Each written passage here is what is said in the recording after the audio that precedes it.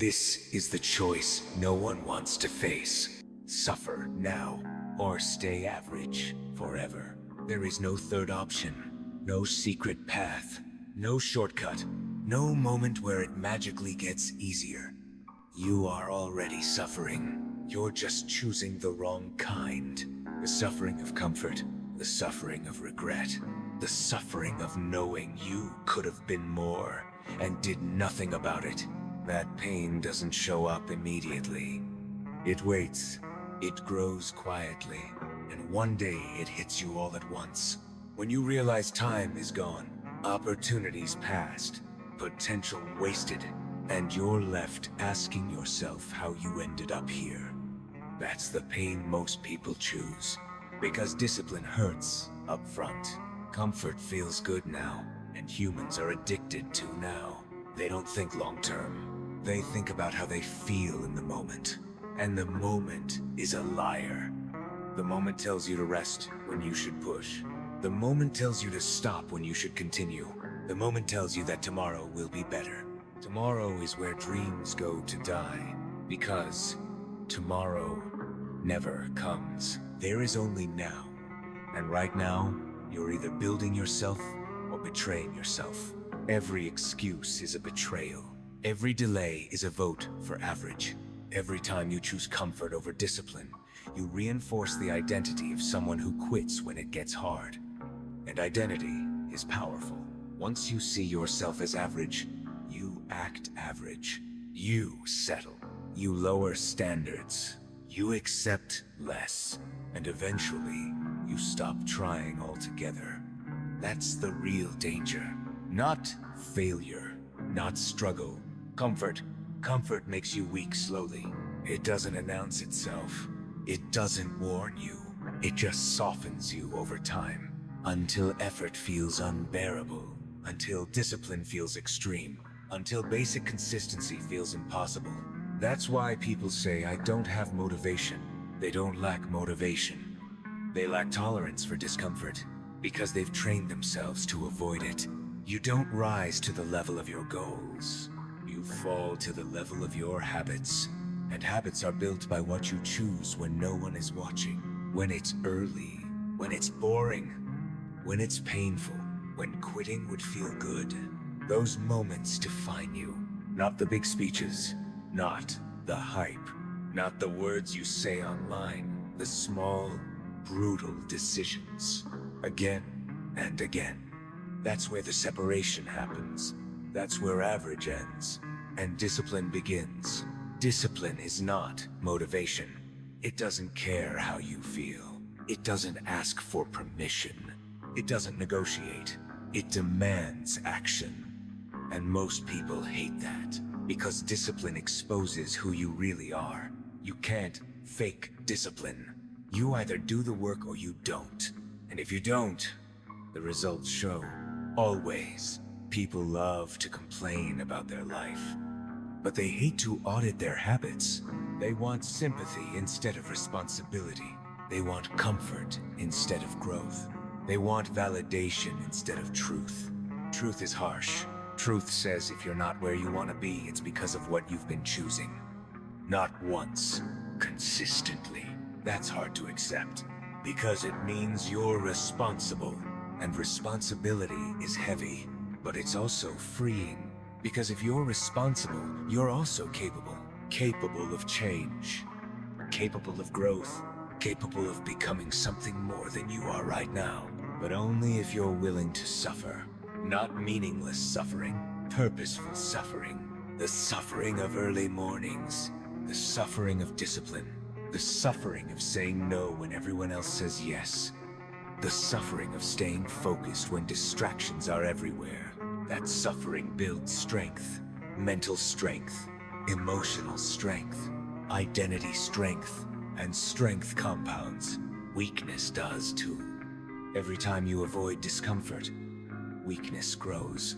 Every time you face it, strength grows. That's the trade. Simple. Unforgiving. Fair. Life doesn't reward intentions. It rewards endurance. How long you can stay consistent when it stops being exciting. How long you can keep going when results are invisible. How long you can suffer without quitting. Most people quit early. That's why most people live average lives. Not because they aren't talented, but because they aren't disciplined. Talent without discipline is wasted potential. Discipline without talent still wins. Because discipline outlasts motivation every time. If you're waiting to feel ready, you're already losing. Readiness is built through action. Confidence is built through proof. Proof comes from suffering through hard things and not breaking. You don't become strong by thinking about it. You become strong by doing things you don't want to do, over and over, until it becomes who you are. This is the truth. You will suffer either way.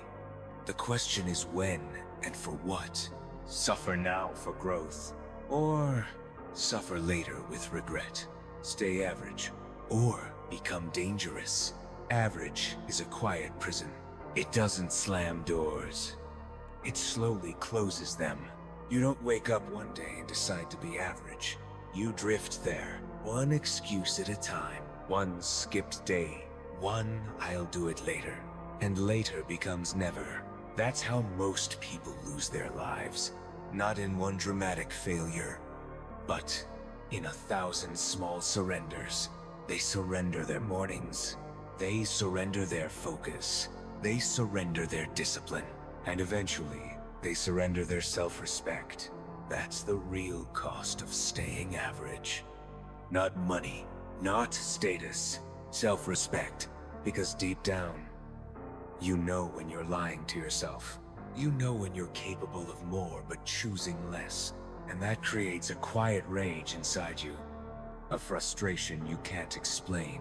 You feel it at night, when everything is quiet, when there are no distractions. That voice shows up and asks, "Is this really all you're going to be?" Most people silence that voice with comfort. Food, entertainment, sleep, distraction, anything to avoid the truth. But the truth doesn't go away. It waits, and the longer you ignore it, the louder it becomes. Until one day you hate the person in the mirror, not because you failed, but because you never really tried. That pain is heavier than discipline will ever be. Discipline hurts the body. Regret crushes the soul, and no one warns you about that. They sell you comfort. They tell you to take it easy, to relax, to enjoy life. But enjoyment without purpose turns into emptiness. Rest without effort turns into weakness. And ease without struggle turns into decay. Look around. You can see it. People who are comfortable, but miserable. Safe, but unfulfilled. Alive, but not living. That's the future you choose when you avoid suffering. Because suffering is the price of growth. There is no growth without it. Every strong body was built through pain. Every sharp mind was built through struggle. Every powerful identity was built through resistance. You don't become exceptional by accident. You become exceptional by enduring what others avoid. That's the difference. Average people run from discomfort. Disciplined people hunt it. They don't enjoy pain. They respect what it produces. Strength, focus, confidence, control. And once you taste control, you never want to go back. Control over your habits. Control over your reactions. Control over your impulses. That's freedom, not comfort. Freedom is being able to do what needs to be done regardless of how you feel. Most people are slaves to their emotions. If they feel tired, they stop. If they feel bored, they quit. If they feel uncomfortable, they escape. And emotions change every hour, so their life never stabilizes. Discipline stabilizes you. It anchors you when motivation disappears. It carries you when energy is gone. It keeps you moving when everything feels pointless. That's why discipline feels brutal at first. Because it kills the weak parts of you. The lazy part, the excuse-making part, the comfort-seeking part. Those parts don't die quietly. They fight back. They get loud. They tell you you're doing too much, that you're obsessed, that you should slow down. What they really want is survival, not growth. And if you listen to them, you stay average. This is the crossroads. Every single day, suffer now by doing the work, or suffer later by living with regret. People think discipline is extreme. What's extreme is waking up at 40, realizing you wasted your potential. What's extreme is watching someone else live the life you wanted. What's extreme is knowing you chose comfort when you could have chosen greatness. That pain doesn't heal. You just learn to live with it. And that's a miserable existence. You are not built for that. You were built to struggle, to push, to overcome, to grow. But growth demands sacrifice. Time, comfort, ease, approval. And most people aren't willing to pay that price. That's why they stay average forever. Not because they can't escape, but because they won't. Escape requires suffering, and suffering requires courage. Courage to be uncomfortable, courage to be misunderstood, courage to walk alone. Because when you choose discipline, you separate yourself. You don't fit in anymore. Your standards rise. Your tolerance for laziness disappears. Your circle shrinks, and that scares people. They'd rather belong than become. But belonging to average is a slow death. Becoming something more is painful, but it's alive. You feel alive when you push past your limits, when you finish what you wanted to quit. When you prove to yourself that you're stronger than your excuses. That feeling is addictive, and it compounds. Day by day, rep by rep, choice by choice, until discipline is no longer something you do. It's who you are. And when discipline becomes identity, average is no longer an option. You physically cannot tolerate it, because you've seen what you're capable of. And once you see that, there's no going back. That's when the real transformation begins. This is where it ends, or begins. Right here, right now. Not tomorrow, not next week, not when you feel ready. Ready is a lie weak people tell themselves to avoid pain. You will never feel ready. You move anyway. That's the difference. That's the line between average and dangerous. Most people wait for life to force them to change.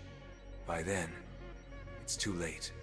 They wait for pain to corner them, for regret to suffocate them, for reality to break them. You don't have to wait for that. You can choose pain now. Controlled pain.